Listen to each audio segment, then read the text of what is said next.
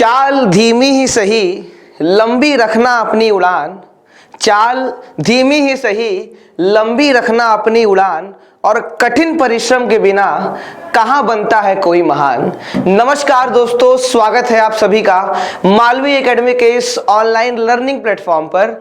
और आज हम लोग बात करने वाले हैं CUET 2023 का आगाज।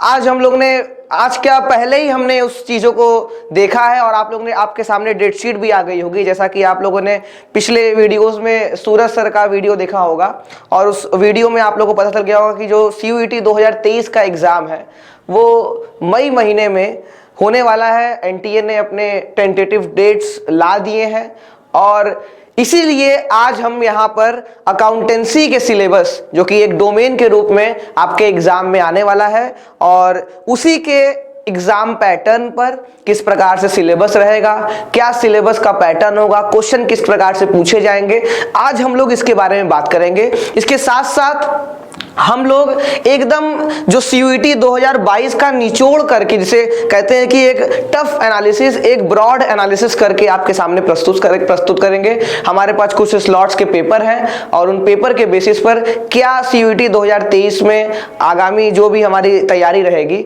वो किस प्रकार से रहेगी वो निर्धारित करेंगे।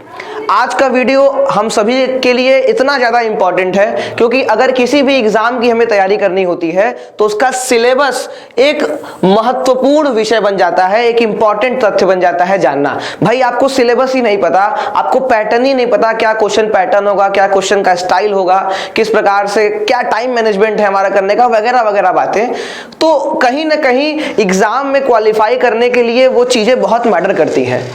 बहुत सारे बच्चों के मन में संशय विषय था कि सर 11th आएगा, 12th आएगा। अब तक NTA अपने ऑफिशियल वेबसाइट पर ऐसा हालांकि कुछ बात तो नहीं कहा कि हमें 11th ही लेना है या सिर्फ 12th लेना है या दोनों लेना है, लेकिन पिछले जो CUET 2022 में हाल में ही हुआ है उसके बेसिस पर जो एग्जाम्स कंडक्ट करवाए गए थे CUET NTA द्वारा, उसमें 12th के सिलेबस को रखा गया है और उसी सिलेबस को हम आगे कंटिन्यू करके लेके चल रहे हैं। लेकिन मैं पहले ही बात बता देता हूँ, अकाउंटेंसी जो सब्जेक्ट है आप सभी लोग उससे भली भांति परिचित होंगे। जो कॉमर्स बैकग्राउंड के बच्चे हैं, जो नॉन कॉमर्स के हैं, मैं उनको बता देता हूं, ये बेसिक इसका क्लास 11th होता है, 12th इसका एडवांस लेवल होता है। अगर 11th की आपको बेसिक नॉलेज नहीं है तो कहीं ना कहीं आपको 12th में कुछ त्रुटियां मिलेंगी। कंसेप्ट बनाने में, कंसेप्ट बिल्डअप करने में, क्वेश्चन सॉल्व करने में कोई ना कोई दिक्कत आनी है, क्योंकि नॉमेनक्लेचर टर्म्स हमें क्लास 11th देता है, कंसेप्ट हमें क्लास 12th देता है। क्लास 11th पढ़ने का यही हमारे पास रीजन है कि वो हमें सिर्फ कंसेप्ट देता है। एसेट्स क्या होते हैं भाई, लायबिलिटीज क्या होती हैं, कैपिटल क्या होता है, ये सारी बातें हमको क्लास 11th बताता है। और उनके कंसेप्ट पर क्या क्वेश्चन बनते हैं, उनके जो कॉम्प्लेक्स कंसेप्ट होते हैं वो क्लास 12th हमें बताता है। पार्टनरशिप, कंपनीज, एनालिसिस, ये सारी चीजें हम लोग को क्लास 12th में पढ़नी होती है। तो NTA ने क्लास 12th को डिफाइन किया है, लेकिन मैं पहले ही आपको बता देता हूं, आप सभी लोग को क्लास 12th के इस सिलेबस के अंदर जाने से पहले मैं इसके ऊपर, भाई बहुत सारे बच्चे होंगे जो नॉन कॉमर्स बैकग्राउंड के भी हमारे इस वीडियो को देख रहे होंगे और वो एस्पिरेंट होंगे बीकॉम के लिए, जो हालांकि अकाउंटेंसी बीकॉम कोर्स के लिए बनाया गया है। उसमें डोमेन एक बहुत ही इंपॉर्टेंट डोमेन के रूप में पूछा जाता है। तो बहुत सारे नॉन कॉमर्स बैकग्राउंड के बच्चे भी, मीन साइंस और आर्ट्स बैकग्राउंड के बच्चे भी एस्पिरेंट होते हैं बीकॉम के लिए, क्योंकि एक बहुत ही स्पेशलाइज्ड कोर्स है जो बहुत सेंट्रल यूनिवर्सिटीज और बहुत सारी अच्छी यूनिवर्सिटीज ऑफर करती हैं बच्चों को, और बच्चे वहां जाने के लिए बहुत एस्पायर होके, बहुत इंस्पायर होके वहां पर जाना चाहते हैं। तो हम लोग मेनली आज सिलेबस पर बात करने वाले हैं। तो मैं क्या कह रहा था आपसे कि आपको 12th सिलेबस, इसके अंदर जाने से पहले आप सभी को बेसिक सी क्लास पहले पढ़ाई जाएगी। आपको एकदम बेसिक में मार्च दिया जाएगा कि जिससे कि आप अगर 12th के कोर्स में आपको अंदर इंट्रोड्यूस किया जा रहा है तो अगर कुछ पिछले से रिलेटेड, हालांकि निश्चित तौर से 11th का रिलेशन 12th से पूरी तरीके से है, नहीं पढ़ा है तो दिक्कत होगी। तो इसीलिए 11th पढ़ाने के बाद भी आपको बाद ही 12th आपका शुरू किया जाएगा। ठीक है, चलिए सर, आपने ये बात एकदम, उसके साथ साथ मैंने कहा कि इस वीडियो में आप सभी लोग को पेपर एनालिसिस पर भी हमें ध्यान देना है कि कौन से चैप्टर्स महत्वपूर्ण हैं। देखिए, एग्जाम में वह महान नहीं होता, एग्जाम में वह महान नहीं होता जो सारे क्वेश्चंस करके आए। अधिकतर क्वेश्चन में पकड़ होनी चाहिए। जो चैप्टर्स बहुत इंपॉर्टेंट है, पता चला कि एक चैप्टर है उससे कोई क्वेश्चन नहीं पूछा जा रहा है, या पूछे भी जा रहे हैं तो एक दो क्वेश्चन इक्का दुक्का एक दो स्लॉट में मिल गए, तो उस चैप्टर पर क्यों दिमाग लगाना। हमें उस चैप्टर्स पर दिमाग लगाने हैं, उस चैप्टर से महारत हासिल करनी है जिस चैप्टर से अधिक क्वेश्चन पूछे जाते हैं। ठीक है, चलिए सर आइए हम लोग चलते हैं। जैसा कि आप सभी को पता है कि अकाउंटेंसी एक डोमेन के रूप में आता है, तो इससे नंबर ऑफ क्वेश्चन कितने पूछे जाते हैं सर? नंबर ऑफ क्वेश्चन 50 पूछे जाते हैं। और हमें अटेम्प्ट कितने करने होते हैं सर? हमें अटेम्प्ट 40 करने होते हैं। 50 क्वेश्चन का एक सेट आपको मिलेगा, आप 50 क्वेश्चन वहां से 40 करना होगा 50 में से, और हर सही आंसर पर आपको +5 मिलेगा और हर गलत आंसर पे -1 मिलेगा। माइनस मार्किंग का स्कीम एनटीए एग्जाम में चलता है। एनटीए के हर लगभग सभी एग्जाम में माइनस मार्किंग का स्कीम आपको मिल जाएगा। ठीक है, तो सही पर +5 और गलत पर -1। ये क्या सिखाता है सर? ये हमको सिखाता है बेटा, ये हमको सिखाता है कि जो चीज हमें नहीं आती है उस पर कभी तुक्का नहीं मारना चाहिए। जो बच्चे होते हैं तुक्का मार के 10 क्वेश्चन सही कर लिया सर, तो वो कभी कभी आपका प्रोबेबिलिटी होती है कि 50-50 प्रोबेबिलिटी होती है, कभी कभी गलत भी होगा तो लंबा चले जाओगे। तो इसीलिए ये एग्जाम हमें सिखाता है कि तुक्का मार के तो कभी काम नहीं करना, क्योंकि तुक्का मारोगे तो नेगेटिव मार्किंग है। जितना गेन की हो पता चला कि तुक्का मारने में उतना चला गया, तो आपको वही आंसर लगाने हैं जो आपको, जिस पर आपका कॉन्फिडेंस है।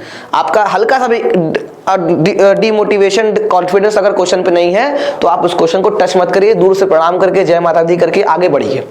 ये हमें एग्जाम सिखाता है हमें।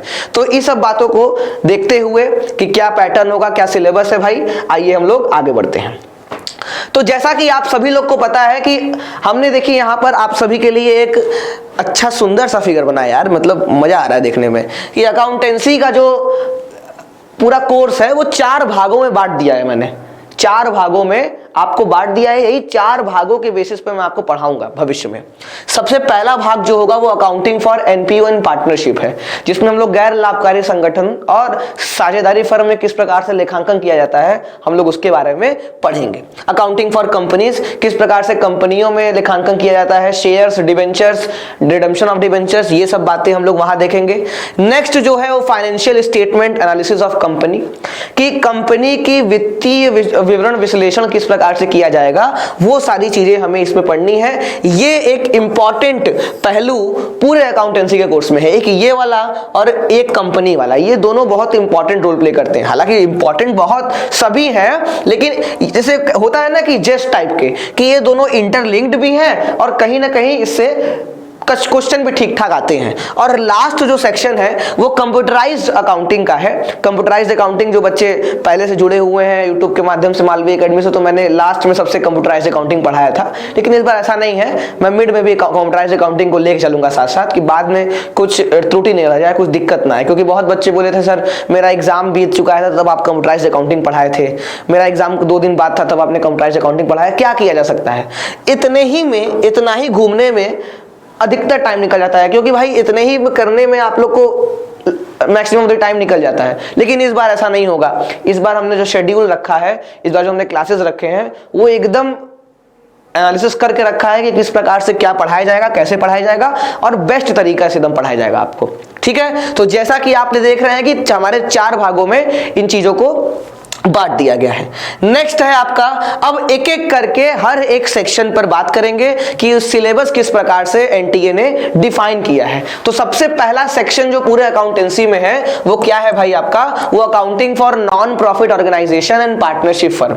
इसके अंदर चैप्टर्स कितने कितने हैं आप लोग देख सकते हैं। सबसे पहला चैप्टर जो है वो एनपीओ का है भाई, नॉन प्रॉफिट ऑर्गेनाइजेशन में किस प्रकार से अकाउंटिंग की जाएगी। इसके अंदर क्या क्या चीजें आने वाली हैं अभी एक एक करके बताऊंगा मैं ऊपर से बता रहा हूं कि ये जो accounting for NPO and partnership firm है, ये एक सेक्शन है पूरे अकाउंटेंसी का। 4 सेक्शन में पहला सेक्शन है। इस सेक्शन में कितने चैप्टर्स पढ़ने हैं आपको, तो 3 3 6 चैप्टर्स आप लोग को पढ़ने हैं। एनपीओ की अकाउंटिंग, पार्टनरशिप, ये प्रीलिमिनरी अकाउंटिंग है जो प्रारंभिक लेखांकन किया जाता है, वो सब बातें इसमें पढ़नी है कि पीएल एप्रोप्रिएशन कैसे बनाना है, पार्टनर कैपिटल अकाउंट किस प्रकार प्रिपेयर करना है, किस प्रकार से पार्टनर्स में प्रॉफिट एंड लॉस को डिस्ट्रीब्यूट करना है, एप्रोप्रिएशन अगेंस्ट प्रॉफिट वाले वाले खर्चे कौन होते हैं, चार्ज अगेंस्ट प्रॉफिट वाले खर्चे कौन से होते हैं, गारंटी ऑफ प्रॉफिट, अगर किसी पार्टनर ने किसी थर्ड पार्टनर को क्या किया है, गारंटी दिया है प्रॉफिट के लिए, तो किस प्रकार से अकाउंटिंग होगी, ये सारी बातें हम लोग अकाउंटिंग फॉर पार्टनरशिप में पढ़ेंगे। रिकंस्टिट्यूशन ऑफ पार्टनरशिप फॉर्म, इसमें हम लोग mainly change in profit sharing ratio पढ़ेंगे। क्या पढ़ेंगे भाई, change in profit sharing ratio. Next है आपका admission of a partner, retirement and death of a partner, और सबसे important dissolution of partnership firm, partnership firm का, साझेदारी फर्म का विघटन। आइए एक एक चैप्टर को हम लोग डिटेल में देखते हैं। बात कर लेते हैं ये एनालिसिस का कि CUET 2022 में हमारे पास 2 स्लॉट के पेपर्स अवेलेबल हैं, एक 15 जुलाई के और एक 20 अगस्त के। इन दोनों स्लॉट के पेपर के बेसिस पर कितने क्वेश्चन, ये 6 चैप्टर से कितने कितने क्वेश्चन किस किस तरीके से आए थे वो हमें देखना है। देखिए एनपीओ कितना इंपॉर्टेंट, कितना मुख्य चैप्टर के रूप में 15 जुलाई वाले जो स्लॉट था उसमें कितने क्वेश्चन आए थे, 6 क्वेश्चन आए थे, और एनपीओ के 20 अगस्त वाले स्लॉट में कितने क्वेश्चन आए थे, 4 क्वेश्चन आए थे। अब क्वेश्चन किस प्रकार से आए थे मैं वो भी बताऊंगा आपको कि किस रूप में क्वेश्चन आपके सामने आएगा, किस तरीके से आएगा, थ्योरेटिकल आएगा, प्योर न्यूमेरिकल आएगा, असर्शन रीजन में आएगा, मैच द कॉलम में आएगा, चूज द करेक्ट ऑप्शन वाले में आएगा, कैसे आएगा वो मैं आपको, odd one out of the following आएगा कि भाई आपको 4 ऑप्शन दिए हैं, उसको क्या कहते हैं हम लोग, मेनली रीजनिंग में आप लोग पढ़ते हैं उसको, मुझे नाम नहीं याद आ रहा है, एक्चुअली मुझे नाम उसका नहीं याद आ रहा है, बहुत बढ़िया नाम था वो, pick the odd one out of the following करके देता है ना कि भाई 4 ऑप्शन है, इसमें से 3 एक दूसरे से मिलते हैं लेकिन एक नहीं मिलता, उसको निकालना। उस टाइप के क्वेश्चंस भी आते हैं। देखिए पार्टनरशिप फंडामेंटल में कितने क्वेश्चन आए हैं, 15 जुलाई वाले स्लॉट में 3 क्वेश्चन आए हैं, और देखिए 20 अगस्त वाले क्वेश्चन में बाप रे बाप 9, लगभग आपका कह सकते हैं 20% क्वेश्चन जो थे, अगर 50 क्वेश्चन है इसका 20% निकालेंगे तो कितने आएगा, 10 क्वेश्चन, तो लगभग 9 से 10 क्वेश्चन आए थे 20 अगस्त। हालांकि 9 क्वेश्चन है, 9 क्वेश्चन आए थे आपके 20 अगस्त वाले स्लॉट में पार्टनरशिप फर्म वाले। Reconstitution of partnership firm, change in ratio उतना ज्यादा इंपॉर्टेंट मुझे नहीं दिखता, लेकिन हाँ मैं पढ़ाऊंगा, इंपॉर्टेंट नहीं दिखता इस बेसिस पर आप जज करेंगे कि ये चैप्टर इंपॉर्टेंट है, ये चैप्टर इंपॉर्टेंट नहीं है, तो वो गलत होगा। हाँ जैसे कहते हैं ना कि एकदम जिसको एकदम ध्यान से कंसंट्रेशन के साथ पढ़ना है वो सभी को पढ़ना है, लेकिन इन चीजों को आप थोड़ा सा प्राइमरी देंगे, थोड़ा सा इनको आप प्रेफरेंस देंगे, रखेंगे ऊपर। आप चेंज इन रेशियो से एक क्वेश्चन 15 जुलाई वाले में, और 20 अगस्त वाले से कितने 3 क्वेश्चन आए थे। एडमिशन ऑफ अ पार्टनर से 3 क्वेश्चन आए थे 15 जुलाई वाले में, और एक भी क्वेश्चन 20 अगस्त में नहीं दिखा मुझे। Next retirement and death of a partner में 3 क्वेश्चन 15 जुलाई के थे, और 20 अगस्त वाले में 2 क्वेश्चन थे, ये भी बहुत ज्यादा ही इंपॉर्टेंट रहता है। हाँ देखिए dissolution of partnership firm, dissolution of partnership firm में 10% क्वेश्चन, 5 क्वेश्चन आपके दिख रहे हैं 15 जुलाई वाले में, और लगभग 5 क्वेश्चन आपके 20 अगस्त वाले में भी दिख रहा है। मतलब ये तो सेटल आपको दिख रहा है कि डिसोल्यूशन ऑफ पार्टनरशिप फर्म के क्वेश्चन आते तो हैं भाई, तो ये भी एक इंपॉर्टेंट चैप्टर के रूप में आपके सामने दिख रहा है। तो हम लोग अगर इस सेक्शन की बात करेंगे एनपीओ और फंडामेंटल्स की, जो पार्टनरशिप फर्म का है आपका, इस पूरे सेक्शन में हमारे सामने 3 ऐसे चैप्टर्स थे जो बहुत ही ज्यादा इंपॉर्टेंट है। इनको मतलब पढ़ना ही पढ़ना सबको है, इन लोग को अपने मतलब प्राइमरी माइंड में रखना है, एकदम इनको एकदम रिडार में रखना है, पढ़ना एकदम अच्छे से पढ़ना है, एकदम कंसेप्टलाइज वे में पढ़ना है, क्योंकि क्वेश्चन जो आते हैं वो आप लोग को मैं क्वेश्चन अभी दिखाऊंगा, थोड़ा सा आप लोग को दहलाऊंगा, डराऊंगा, डरना मत, बस क्वेश्चन देखना है किस प्रकार से क्वेश्चन आ रहे हैं। लेकिन मैं सच्चाई बता रहा हूँ, वो क्वेश्चन इतने आसान होते हैं, इतने आसान होते हैं, कहने की बात नहीं है, बस बच्चे उसके साइज को, उसके कंपोजिशन को देख के डर जाते हैं, सर इतना बड़ा क्वेश्चन कैसे सॉल्व करेंगे। एक तो टाइम फैक्टर होता है भाई, 50 क्वेश्चन करने हैं, 50 को 40 करने हैं, 45 मिनट का समय है, लगभग 1 मिनट का समय एक क्वेश्चन पर है, दिक्कत आने लगती है सर, कैसे करेंगे। बस ये जो माइंड में फोबिया आ जाता है ना, इसकी वजह से बच्चे डरते, नहीं तो कुछ नहीं है साहब। मैं क्वेश्चन आपको दिखाऊंगा अभी। तो ये रहा हमारा एनपीओ और पार्टनरशिप फर्म का पेपर एनालिसिस, किस प्रकार से 15 जुलाई वाले स्लॉट में और 20 अगस्त वाले स्लॉट में कितने क्वेश्चंस क्या आए थे। आइए अब एनपीओ में देखते हैं हमें पढ़ना क्या क्या है। एनपीओ में हमें पढ़ना है एनपीओ का मीनिंग और एग्जाम्पल, कि अर्थ क्या है, उनके उदाहरण क्या है, ठीक है। प्राप्तियां और भुगतान, ये प्राप्तियां और भुगतान क्या है भाई, रिसीव्ड एंड पेमेंट अकाउंट किस प्रकार प्रिपेयर किया जाता है। और फंड बेस्ड अकाउंटिंग हमें पढ़ना है। फंड बेस्ड अकाउंटिंग एक बहुत इंपॉर्टेंट क्वेश्चन टॉपिक है, एनपीओ से सबसे ज्यादा पूछे जाने वाला क्वेश्चन जो होता है वो फंड बेस्ड अकाउंटिंग से आता है, ठीक है। नेक्स्ट इंपॉर्टेंट टॉपिक है इनकम एंड एक्सपेंडिचर। ये सिलेबस का पार्ट मैं बता रहा हूं आपको कि सिलेबस में क्या क्या इंक्लूड है।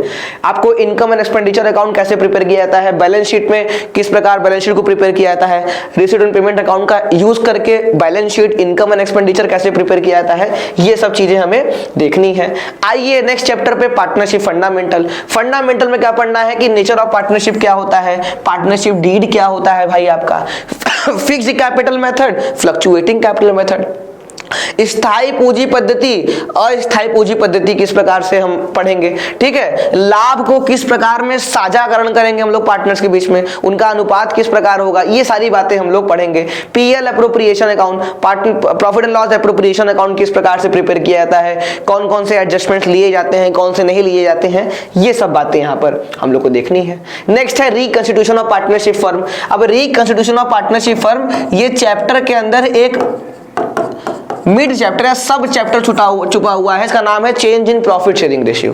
कि अगर पार्टनर्स आपस में एग्रीमेंट या डीड को चेंज करते हैं और चेंज करने के पीछे कारण ये है कि वो रेशियो अपना चेंज करना चाह रहे हैं, तो उस वक्त किस प्रकार से अकाउंटिंग होगी, तो वही आपको यहाँ पर दिखाया है कि गुडविल की अकाउंटिंग क्या होगी, गुडविल क्या होता है, गुडविल का नेचर क्या होता है, कौन कौन से फैक्टर्स गुडविल को अफेक्ट करते हैं, वैल्यू करने के कौन कौन से तरीके हैं, मेथड्स कौन कौन से हैं। तो यहाँ पर मेथड बताया है, एवरेज प्रॉफिट पढ़ना है, सुपर प्रॉफिट पढ़ना है, मल्टीप्लायर मेथड पढ़ना है और कैपिटलाइजेशन मेथड पढ़ना है। ये सब सारी चीजें पढ़नी है। उसके साथ साथ revaluation of asset and liabilities, distribution of reserves and accumulated profits, gaining ratio, sacrificing ratio, ये सारी चीजें भी हमें देखनी है। अब किसी भागीदार का प्रवेश हमारे पार्टनरशिप फर्म में हो रहा है तो उस केस में भी हमारा पुनर्गठन का कंसेप्ट आता है कि साझेदारी फर्म में पुनर्गठन किस प्रकार किया जाता है, रिकॉन्स्टिट्यूशन किस प्रकार किया जाता है। तो उसमें हमें क्या पढ़ना है कि किसी पार्टनर के प्रवेश लेने पर किस प्रकार से उसका प्रभाव हमारे फर्म में पड़ता है। उसके साथ साथ लाभ विभाजन अनुपात में किस प्रकार से परिवर्तन होता है। साख के लिए लेखांकन हमें पढ़ना है, मतलब गुडविल की अकाउंटिंग पढ़नी है। संपत्ति और देनदारियों का पुनर्मूल्यांकन, ये आप पिछले चैप्टर में भी टॉपिक देखे होंगे, इस चैप्टर में भी टॉपिक है, लगभग दोनों मिलते रहते हैं। भंडार के लिए लेखांकन उपचार, किस प्रकार से हम लोग रिजर्व्स और एक्यूमुलेटेड प्रॉफिट्स लॉसेस का हम लोग अकाउंटिंग करेंगे, ये सब बातें हमें पढ़नी है। और एडजस्टमेंट ऑफ कैपिटल देखना है कि एडमिशन लेने पर किस प्रकार से कैपिटल में चेंजेस आते हैं पार्टनर्स के, इन सब चीजों को भी हमें ध्यान रखते हुए चलना है। Retirement and death of a partner, सेवानिवृत्ति और मृत्यु, अगर किसी साझेदार की मृत्यु या सेवानिवृत्ति हो जाती है तो किस प्रकार से उसकी अकाउंटिंग फर्म में की जाएगी। तो भाई डेथ या रिटायरमेंट होने पर रेशियो चेंज होगा, तो पहला टॉपिक हमको पढ़ना है change in profit sharing ratio. Goodwill की अकाउंटिंग, ख्याति का मूल्यांकन, उसके बाद revaluation of asset and liabilities, जानते हैं हम लोग, देखी है, और adjustment of accumulated profit and losses.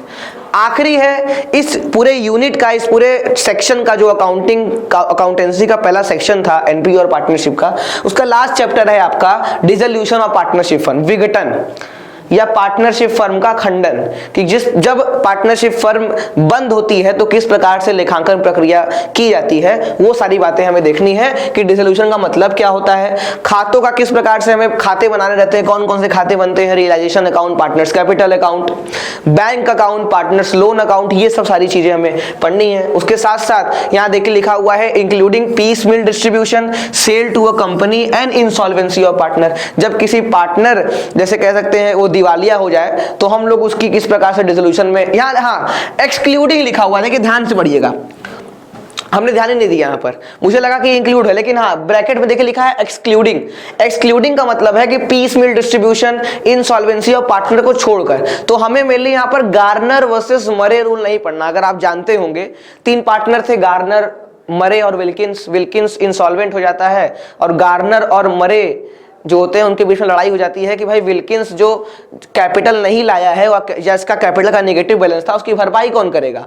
तो वो कोर्ट में जाते हैं, जो बहुत लंबी कहानी है और ये ब्रिटिश लॉ के बेसिस पर इसको बनाया गया है। तो उसी इंसॉल्वेंसी को हम लोग अब भी फॉलो करते हैं। तो उसकी अकाउंटिंग हमें नहीं पढ़नी है, सिंपल रियलाइजेशन अकाउंट और पार्टनर कैपिटल, बैंक और पार्टनर्स लोन अकाउंट के बेसिस पे देखना है।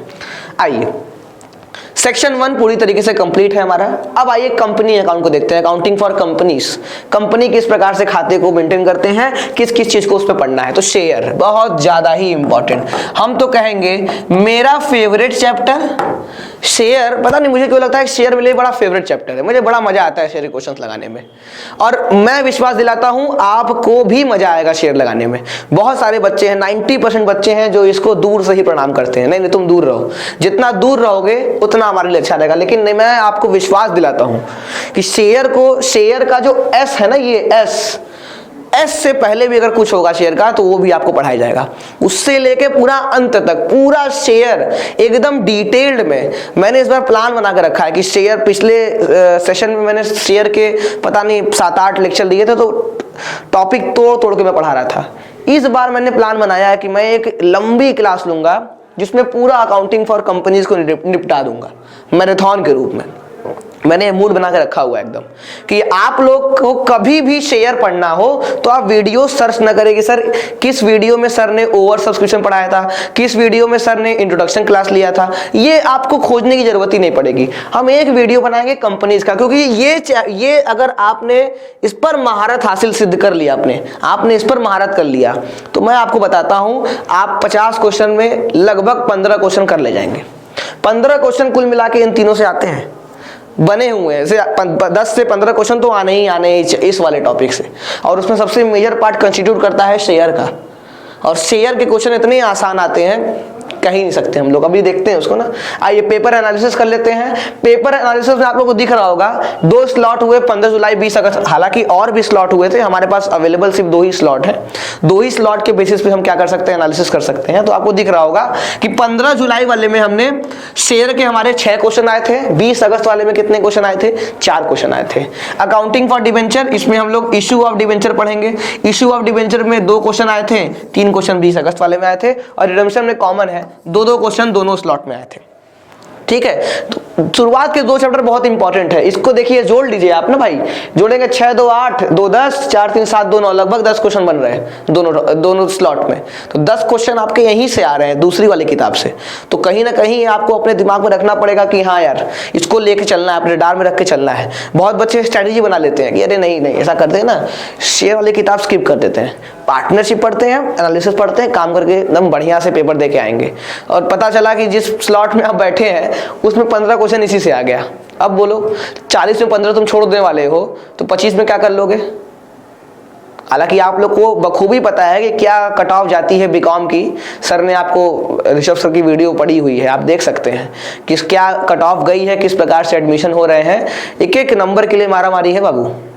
और बीकॉम की मैं बीएचयू के स्पेशली बता दूं, बीएचयू डीयू के लिए बहुत कट ऑफ हाई जाती है, तो उससे आपको लोड नहीं लेना है, आप पढ़ेंगे तो होगा। लेकिन हाँ, आप अगर ऐसे सोचेंगे कि इसको स्किप करके वो कर लें, छोड़ दें, कम पढ़ें, एक्सक्यूज दें कुछ, तो इससे काम नहीं चलने वाला। आपको पढ़ना सब पड़ेगा और अच्छे से पढ़ना पड़ेगा।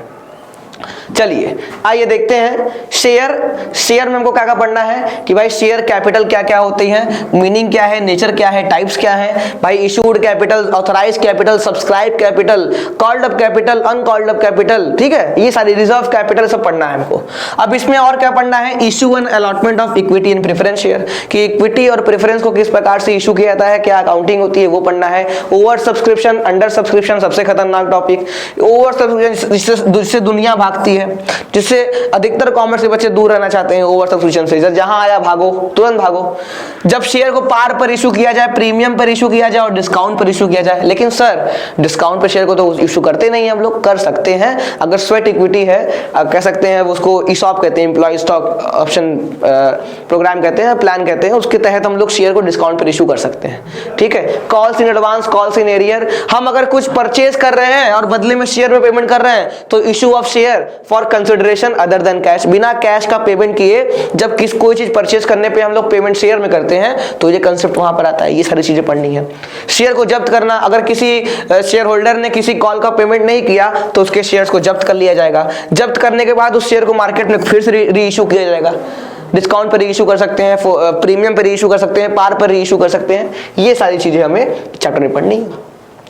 ऋण पत्र, डिबेंचर्स, डिबेंचर्स की अकाउंटिंग और इजी है। अगर आप शेयर पे ठीक ठाक पढ़ लिए तो डिबेंचर भी कर ले जाएंगे। डिबेंचर की भी लगभग मिलती है शेयर से ही एंट्रीज जो होती हैं।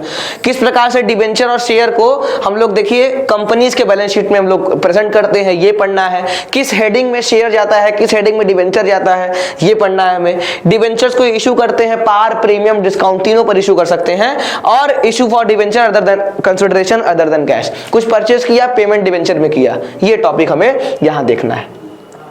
आगे है redemption of debenture. Redemption of debenture करने के लिए भाई कि डिबेंचर ऋण पत्रों का मोचन किस प्रकार से किया जाता है, तो ऋण पत्रों का मोचन या तो प्रॉफिट से कर सकते हैं, या सिंकिंग फंड बना के कर सकते हैं, या नए डिबेंचर्स मार्केट में इशू करके जो पैसा आया उससे भी आप उनका मोचन कर सकते हैं, रिडेम्पशन कर सकते हैं। ये टॉपिक्स हमें क्या है आपको पढ़ने हैं। बहुत ही छोटा, बहुत छोटा टॉपिक है शेयर डिबेंचर। बच्चे पता नहीं क्यों भागते हैं मेरे भाई इससे। सोचिए कितने कम टॉपिक है। अगर हम आपको पार्टनरशिप के कंपैरिजन में दिखाएं तो पार्टनरशिप के 3 चैप्टर, यहाँ के 3 चैप्टर मिला लीजिए आप, कौन छोटा है कौन बड़ा है। वहां के 3 चैप्टर मतलब बहुत बड़ा कोर्स लग रहा है हमको। एनपीओ, फंडामेंटल और चेंज इन रेशियो मिला दो कितना बड़ा हो जाएगा। यहाँ से 3 चैप्टर में कितने टॉपिक्स है, गिने चुने टॉपिक्स है, 5-6 टॉपिक्स है। इसमें तो 2 ही टॉपिक है, इसमें एक ही 2 टॉपिक दिख रहा है रिडेम्पशन और इशू ऑफ डिबेंचर में। इसीलिए मैं कह रहा हूं ना आपको सिलेबस का अच्छा डिटेल नॉलेज रखना, पढ़ना क्या क्या है, पढ़ो उतना ही जितना आने वाला है। एक्स्ट्रा दिमाग लगा के मतलब नहीं है, ठीक है। चलिए आइए अब हम लोग आते हैं तीसरे सेक्शन पर। तीसरे सेक्शन का बात करें तो तीसरे सेक्शन का नाम है एनालिसिस ऑफ फाइनेंशियल स्टेटमेंट, कि वित्तीय विश्लेषण विवरण का किस प्रकार से हम लोग अच्छी तरीके से विश्लेषण कर सकते हैं, एनालिसिस कर सकते हैं। ये सब बातें हमें इसमें करनी है। सबसे पहले पढ़ना है कंपनी का वित्तीय विवरण क्या है, बैलेंस शीट कंपनी का पढ़ना है, कंपनी का स्टेटमेंट ऑफ पीएल पढ़ना है। उसके बाद उनके बैलेंस शीट और उनके स्टेटमेंट ऑफ पीएल में कौन कौन से आइटम्स आते हैं, कौन कौन सी हेडिंग्स होती हैं, उन हेडिंग के अंदर सब हेडिंग कौन कौन से आते हैं, कौन कौन से आइटम्स किस हेडिंग में जाते हैं, ये बात करता है, ठीक है। फाइनेंशियल एनालिसिस कि हमारे फाइनेंशियल स्टेटमेंट जो भी हैं, कंपनी का फाइनेंशियल स्टेटमेंट, बैलेंस शीट और स्टेटमेंट ऑफ पीएल, उनको जांचना कि वो कितने एक्यूरेट है, कितने अंडरस्टैंडेबल है, कंपेरेबल है, ये सब बातें, उनकी रिलायबिलिटी चेक करना, ये फाइनेंशियल एनालिसिस का पार्ट है, ठीक है। किस प्रकार से फाइनेंशियल एनालिसिस किया जाता है, कितने प्रकार के फाइनेंशियल एनालिसिस होते हैं, इस चैप्टर में हमको पढ़ना है। उसके साथ साथ कौन कौन से टूल्स भाई, कौन कौन से उपकरण हमारे पास अवेलेबल हैं जिनका प्रयोग हम लोग विश्लेषण करने के लिए कर सकते हैं। भाई कंपैरेटिव स्टेटमेंट का प्रयोग कर सकते हैं, कॉमन साइज स्टेटमेंट का प्रयोग कर सकते हैं, अकाउंटिंग रेशियो का प्रयोग कर सकते हैं हम लोग, लेखा अनुपात, नगदी प्रवाह विवरण का यूज कर सकते हैं, कैश फ्लो स्टेटमेंट का हम लोग यूज कर सकते हैं, मेनली क्या करने के लिए, एनालिसिस करने के लिए। तो ये चैप्टर उससे डिनोट करता है। थ्योरेटिकल चैप्टर है, बहुत कठिन नहीं है, कंपैरेटिव और कॉमन साइज स्टेटमेंट ही पढ़ना है इसमें। नेक्स्ट है अकाउंटिंग रेशियो और कैश फ्लो स्टेटमेंट। ये दोनों चैप्टर बाबू मिला दो, 10 से 15 क्वेश्चन कहीं नहीं गए हैं, ज्यादा ही होगा। मैं तो बस एक नॉर्मल एवरेज बता रहा हूं कि अगर 4 स्लॉट हुए तो 10 से 15 क्वेश्चन हर स्लॉट में तुमको मिलेंगे अकाउंटिंग रेशियो और कैश फ्लो स्टेटमेंट के। तो देख लो 10 इधर, 15 ले लो, 15 इधर, 10 शेयर का मिला लो, नॉर्मल 25 क्वेश्चन ऐसे हो गया। 25 अभी भी हमारा बाकी है कंप्यूटराइज्ड अकाउंटिंग, और उधर पार्टनरशिप वाले में 10 क्वेश्चन ले लो, तो 10 35 क्वेश्चन ऐसे, 40 में 35 क्वेश्चन ऐसा ही मिल गया तुमको भाई। 5 क्वेश्चन जो होंगे कंप्यूटराइज्ड अकाउंटिंग, 4-5 क्वेश्चन आएंगे। एवरेज की बात मैं कर रहा हूं, बहुत ज्यादा ही मैं ऊपर से बता रहा हूं कितने कितने क्वेश्चन आने वाले हैं। तो आप अपने हिसाब से उसको बना लीजिए मेंटालिटी की, किस चैप्टर पे कितना फोकस करना है, किस चैप्टर को कितना समय देना है, कितना प्रैक्टिस करना है किस चैप्टर पे। आइए वही क्वेश्चन आपके सामने दिख रहा होगा। देखिए financial statement of a company से पहले स्लॉट में 2 क्वेश्चन, दूसरे स्लॉट में कोई भी नहीं है। फाइनेंशियल एनालिसिस से 3 क्वेश्चन पहले स्लॉट में, दूसरे स्लॉट में 2 क्वेश्चन। टूल्स और फाइनेंशियल एनालिसिस उतना ज्यादा इंपैक्टफुल नहीं है, 0 क्वेश्चन 15 जुलाई वाले में, 20 अगस्त वाले में 3 क्वेश्चन पूछे गए थे। कैश फ्लो स्टेटमेंट और देखिए अकाउंटिंग रेशियो मिला के 10 क्वेश्चन, मिला के 13 क्वेश्चन। देख रहे हैं 10 से 15 क्वेश्चन का बना के चल रहा है एकदम। मतलब accounting ratio, cash flow statement तो पढ़ना ही है, चाहे जो हो जाए। ये मैं अभी आप लोग देख रहे होंगे अकाउंटिंग रेशियो बहुत इंपैक्टफुल नहीं है, लेकिन और भी स्लॉट्स हुए हैं, उन स्लॉट्स का डेट मुझे याद नहीं है, अननोन स्लॉट्स हमारे पास अवेलेबल हैं। ऐसे तो मैं 2-3 स्लॉट मेरे पास और है, मैं दिखाने को दिखाता, लेकिन डेट वाइज ज्यादा आप लोग को लगता है ना। तो भाई अगर अननोन स्लॉट्स की बात करें तो अकाउंटिंग रेशियो के 6 से लेकर 10-10 क्वेश्चन तक आए हुए हैं, 6 से थ्योरेटिकल प्रैक्टिकल दोनों मिला के। तो इन सब बातों का थोड़ा सा आप लोग ध्यान रखिएगा कि एनालिसिस ऑफ फाइनेंशियल स्टेटमेंट में कितना फोकस देना है हमें। और इसमें चैप्टर की बात कर लें हम लोग तो फाइनेंशियल स्टेटमेंट ऑफ कंपनी में क्या है, किस प्रकार से कंपनी का फाइनेंशियल स्टेटमेंट प्रिपेयर किया जाता है, कौन कौन से मेजर हेडिंग्स प्रिस्क्राइब्ड हैं। उसके बाद आपका फाइनेंशियल एनालिसिस चैप्टर में फाइनेंशियल एनालिसिस होता क्या है, इसके सिग्निफिकेंस क्या है, पर्पस क्या है, लिमिटेशन क्या है, टाइप्स क्या है, ये सारी चीजें पढ़नी है। उसके बाद टूल्स कौन कौन से अवेलेबल है हमारे पास फाइनेंशियल एनालिसिस करने के, ये सारी चीजें भी हमारे पास है। Comparative statement, common size statement, ये सब चीज भी हमें देखते हुए चलना है। इसके बाद बात करें अकाउंटिंग रेशियो की। अकाउंटिंग रेशियो का मीनिंग क्या होता है, ऑब्जेक्टिव क्या होता है, कितने तरह के रेशियो हैं, मैं आपको दिखा दूं। देखिए कितने तरह के रेशियो हैं। लिक्विडिटी रेशियो होता है, उसके अंदर दो ratio, current ratio, liquid ratio. Liquid ratio होगा ये, इसको लिक्विड रेशियो रखिएगा, लिक्विडिटी लिख दिया है। लिक्विड रेशियो को हम लोग मेनली एसिड टेस्ट रेशियो भी कहते हैं। ये सब चीज हमको देखना है। उसके साथ सॉल्वेंसी रेशियो, डेब्ट to equity ratio, total asset to डेब्ट ratio, proprietary ratio, interest coverage ratio, बहुत तरह के तमाम रेशियो हैं। एक्टिविटी रेशियो या टर्नओवर रेशियो देखिए, उसमें भी आपके debtor, inventory, pebbles, working capital, fixed assets, current asset turnover ratio. Profitability ratio में gross profit ratio, operating profit, net profit, return on investment, earning per share, dividend per share, profit earning ratio. अब देखिए profit earning ratio, अगर आप share market में बहुत देखते होंगे, अगर आप बहुत ज्यादा ही शेयर मार्केट में इंटरेस्टेड हैं, अगर आप देखते होंगे तो कंपनी की पीई रेशियो जो है, प्रॉफिट अर्निंग रेशियो, वो बहुत ज्यादा ही इंपॉर्टेंट होती है किसी भी कंपनी में इन्वेस्ट करने के लिए। भाई अगर आपको किसी कंपनी में इन्वेस्ट करना है तो अगर आप किसी अच्छे एनालिस्ट से बात करेंगे तो वो आपको समझाएगा भाई पीई रेशियो कितना इंपैक्टफुल होता है, कितना इंपॉर्टेंट होता है किसी भी शेयर में पैसा लगाने के लिए। तो वो हमें कैलकुलेट करना है, ये सब सारी बातें। नेक्स्ट है आपका कैश फ्लो स्टेटमेंट। अब कैश फ्लो स्टेटमेंट में क्या क्या पढ़ना है हमको, meaning, objective, preparation, adjustment related to depreciation, dividend and tax, sale and purchase of non current asset as per revised standard issued by ICAI. मतलब हमें किस प्रकार से कैश फ्लो, नगद प्रवाह विवरण कह सकते हैं हम लोग, या नगद प्रवाह स्टेटमेंट कह सकते हैं, जिसमें मेनली कैश के फ्लो के बारे में हम लोग बात करते हैं। ये सारी चीजें हमें इसमें किस प्रकार से उसको प्रिपेयर किया जाता है।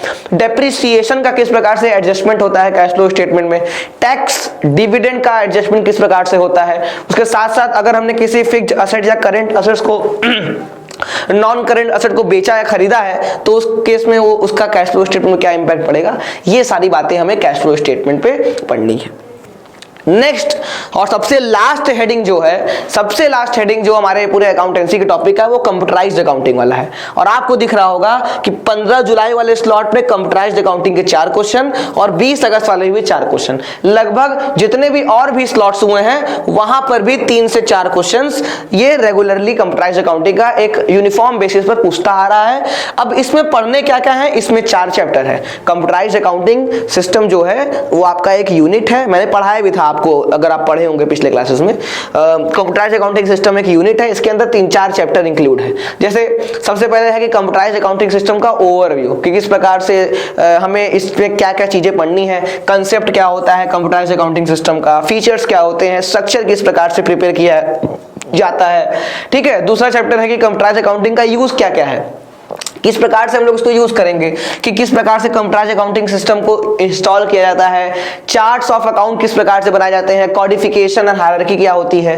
ठीक है, डेटा प्रोविटी, डेटा सत्यापन और डेटा वेरिफिकेशन किस प्रकार से होगा, वैलिडेशन, वेरिफिकेशन, ये सारी बातें हमें देखनी है चैप्टर में। उसके साथ साथ एडजस्टमेंट एंट्री क्या होगी, किस प्रकार से फाइनेंशियल स्टेटमेंट्स का हम लोग प्रिपरेशन करते हैं। ठीक है, उसके ओपनिंग एंट्री, क्लोजिंग एंट्री क्या होती है आप लोग जानते हैं। ये सब बातें हम लोग कंप्यूटराइज्ड अकाउंटिंग के बेसिस पे पढ़ेंगे कि टैली वगैरह या computer accounting, computerised accounting system या सॉफ्टवेयर का यूज करते वक्त किस प्रकार से हमें अकाउंटिंग करनी है, ये सारी चीजें हमें देखनी है। थर्ड चैप्टर है accounting using DBMS, database management system. Database management system के ऑब्जेक्ट क्या क्या है, टेबल्स, क्वेरीज, फॉर्म्स, रिपोर्ट्स किस प्रकार से बनाए जाते हैं, उनका यूज क्या क्या है।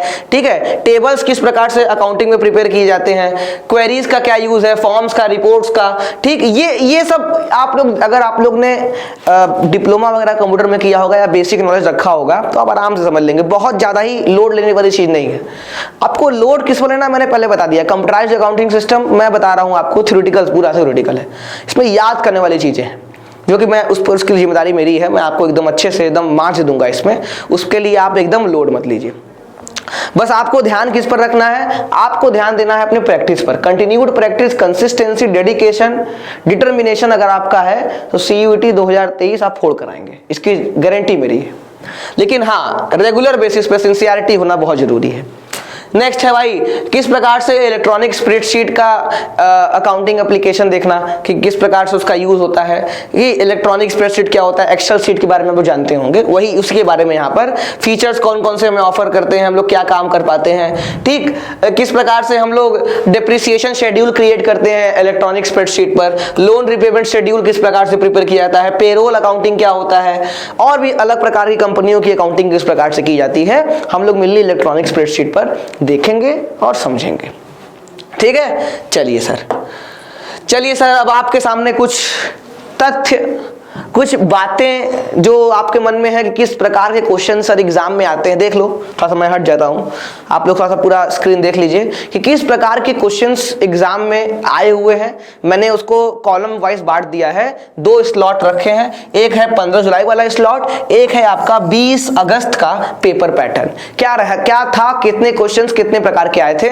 बहुत बच्चों ने मुझसे कहा सर थ्योरेटिकल पढ़ के जाए सर, प्रैक्टिकल नहीं हो पाता, निकल तो जाएगा ही सर। तो आप आराम से देख सकते हैं किसका कितना क्या वेटेज है। Numerical question, pure numerical question 12 आए थे 15 जुलाई वाले स्लॉट में, उसी स्लॉट में थ्योरेटिकल क्वेश्चन 18 आए थे। अब मैं आपको बता दूं, अभी तो खुश हो गए होगे, अरे सर क्या आप मजाक कर रहे हैं, अभी आप बोले थ्योरेटिकल बहुत जरूरी नहीं है लेकिन 18 क्वेश्चन पूछ लिया।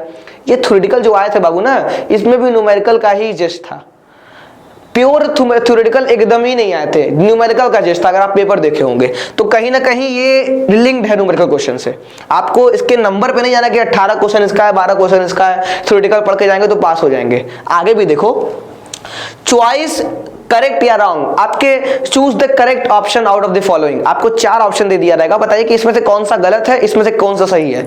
Option 1 2 3, B 2 3 4, C 1 and 2 only, C 2 and 3 only. ऐसा क्वेश्चन आपने देखा भी होगा। उस प्रकार के क्वेश्चन आपके हैं चॉइस करेक्ट या रॉन्ग वाले में, कि कौन से कितने स्टेटमेंट्स दिए गए ऑप्शन से सही है, कितने क्वेश्चन स्टेटमेंट आपके इसमें से गलत है, ऐसे करके क्वेश्चन दे सकता है। स्टेटमेंट कंटेंट, स्टेटमेंट वाइज भी क्वेश्चन आपको दे सकता है, एक केस स्टडी टाइप का क्वेश्चन दे देगा, आपको उसके बेसिस पे क्वेश्चन सॉल्व करना पड़ेगा। और आखिरी है मैच द कॉलम। हाँ, ये स्टेटमेंट कंटेंट वाले में केस स्टडी बहुत देता है। केस स्टडी वाली बात जैसे मैंने कही कि आपको एक फुल फ्लेज बड़ा सा क्वेश्चन दे देगा, उसके अंदर 4 से 5 क्वेश्चन रहेंगे। जैसे मैं अभी क्वेश्चन दिखाऊंगा आपको, एक बहुत फुल फ्लेज क्वेश्चन रहेगा आपके पास, उसके बेसिस पे 4 से 5 6 7 क्वेश्चन रहेंगे, आपको सॉल्व करना पड़ेगा। मैच द कॉलम के 3 क्वेश्चन आए थे।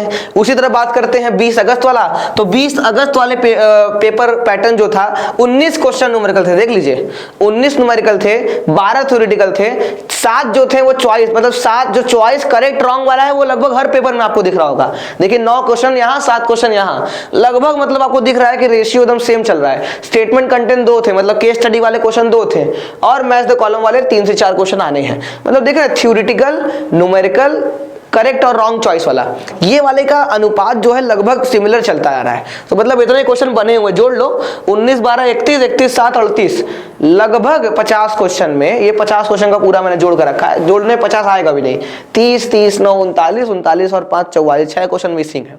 तो मैंने ऐसे देखा है कि जितने क्वेश्चन बच्चे ने, वैसे जिस पेपर से मैंने उठाया, जितने क्वेश्चन बच्चे ने ऑप्ट किया उसके बेसिस मैंने बनाया है।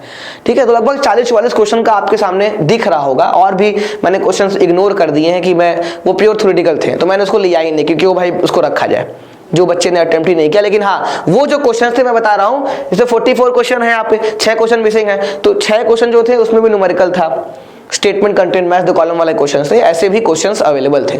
मतलब बात पूरी तरीके से कहें तो 15 question theory, 15 question practical, pure ऐसे बात कर लो 30 क्वेश्चन हो गया। 20 क्वेश्चन में जो कहानी होगा वो इन 3 का होगा, match the column, case study और करेक्ट या रॉन्ग चॉइस करना, ये वाली चीजें। ठीक, आइए आप सभी लोग को मैं क्वेश्चंस दिखा देता हूं, कैसे कैसे क्वेश्चंस आए थे भाई, जो क्वेश्चंस एग्जाम में बच्चों के आए थे सीयूईटी 2022 में, वो कैसे आए थे। देखिए मैच द कॉलम का एक क्वेश्चन आप लोग को दिख रहा होगा, मैच द कॉलम डिबेंचर का क्वेश्चन है ये। नेक्स्ट आइए भाई आपका, नेक्स्ट देखिए आपका नॉन कैश आइटम्स, आपको देखिएगा which among the followings are non cash item.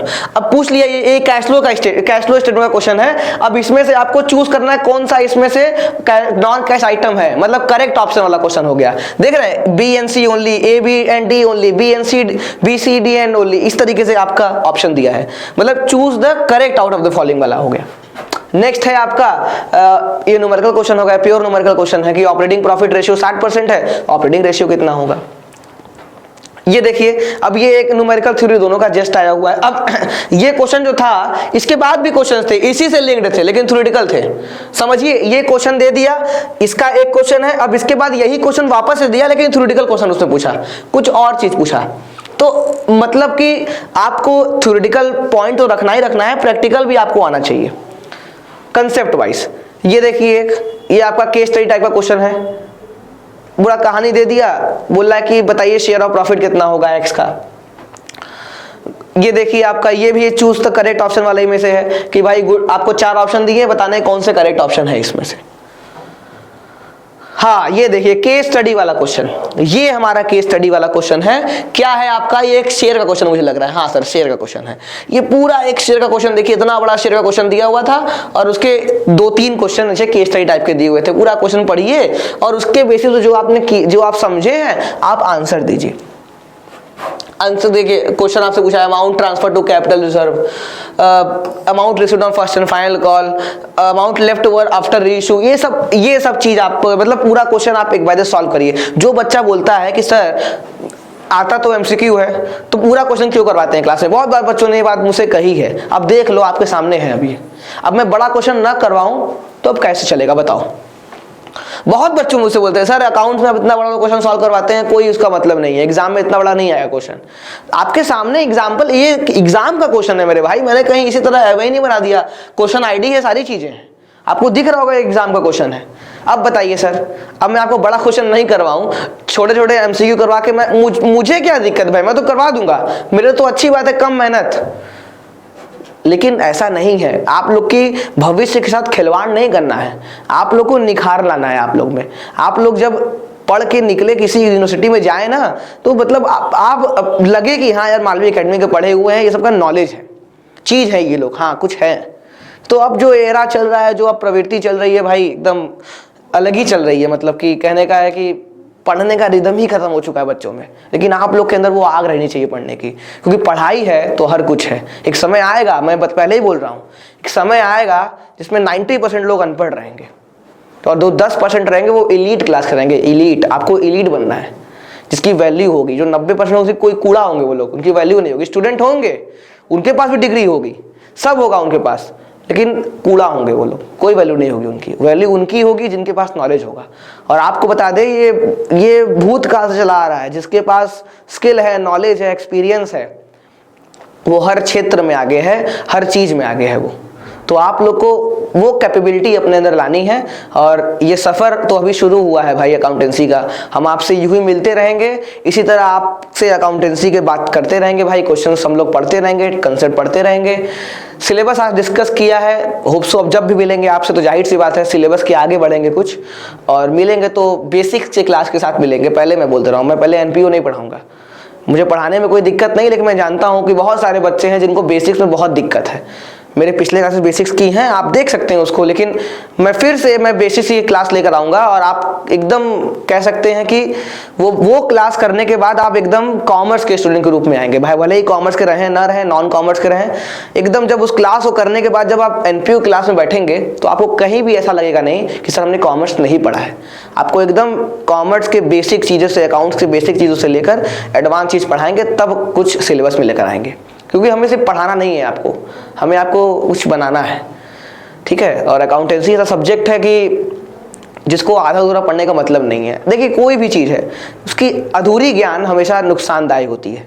आप पढ़िए तो पूरा पढ़िए, नहीं तो मत ही पढ़िए आप लोग, ठीक है। तो होप सो आप सभी लोग को आज का सेशन बहुत पसंद आया होगा, और आप सभी लोग को ये जो मैंने एनालिसिस किया है, जो सिलेबस दिया है, ये आप सभी लोग को वीडियो के डिस्क्रिप्शन में आपको इसका लिंक मिल जाएगा। आप मालवी एकेडमी ऐप से इसको डाउनलोड कर सकते हैं और इन चीज़ों पर आप एक्सेस कर सकते हैं। तब तक के लिए आप सभी लोग स्वस्थ रहें, मस्त रहें, पढ़ते रहें, और मिलेंगे हम लोग अपने नेक्स्ट कंटिन्यूड लेक्चर के साथ। बहुत जल्दी हम लोग मिलने वाले हैं अपने क्लास के साथ। मस्ती से पढ़ते रहिए और जोश के साथ शेड्यूल बना दीजिए, सिंसियरिटी लाइए थोड़ा सा, ठीक है। बहुत बहुत धन्यवाद आप सभी लोग।